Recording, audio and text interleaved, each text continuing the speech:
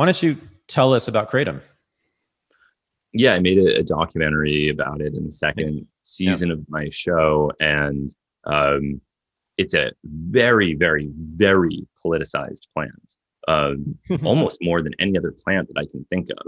It's one of the most divisive plants I have ever encountered. A friend of mine, a producer who worked on my show, started a kratom company, and he's been selling it. And he occasionally wants to collaborate with me on various things. And he was talking about, okay, let's make a video about the pharmacology of kratom, and we'll talk with this pharmacologist and release it on YouTube. And this will help distribute a survey that he created to better understand the demographics of kratom users in the United States. Okay.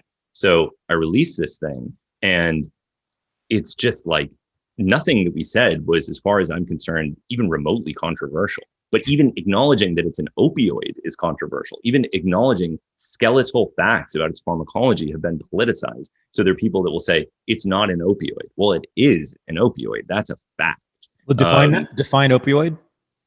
A drug that binds to opioid receptors in the brain.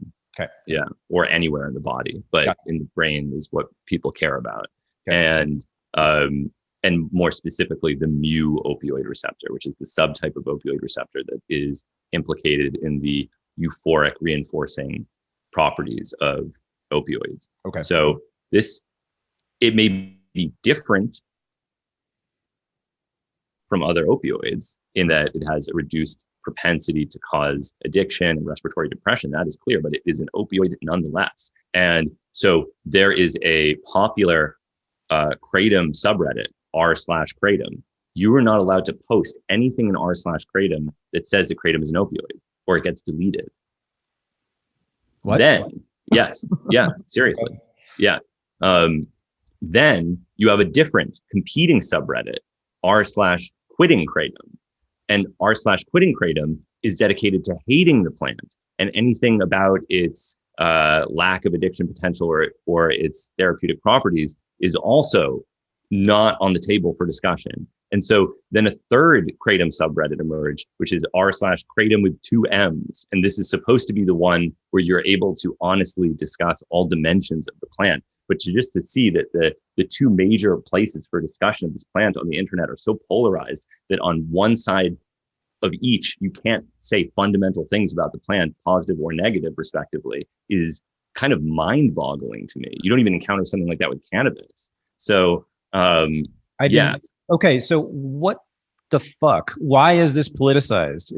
You can get kratom at the store down the street right here. Like, what? Why is it so? Yeah. Well, because the word opioid is a very dirty word. It's a bad word. No one wants their drug of choice to be an opioid. Opioids are bad. There's an opioid epidemic. Opioids are addictive. Opioids kill people. Kratom doesn't have these things. Therefore, it must not be an opioid, as opposed to recognizing that it is an opioid, but it is an opioid that is free from many, but not all, of the problems that people associate with opioids. And there's also a major political dimension to this, which is that kratom is constantly under threat of being controlled in the United States. I mean, it's a rare instance of a drug that was almost prohibited, and then activists in the scientific community and the kratom community were able to successfully prevent its prohibition. Something like that is very hard to prevent the placement of MDMA and these titans of that world, and they failed. It wasn't possible. So this was an amazing success, but the precariousness of the legality of this plant remains an issue. And so people are afraid that if they say that it's an opioid, then that will be used, or they say that it's addictive, that will be used by prohibitionists to take away this plant that in many instances has had a very, very positive effect on people's lives.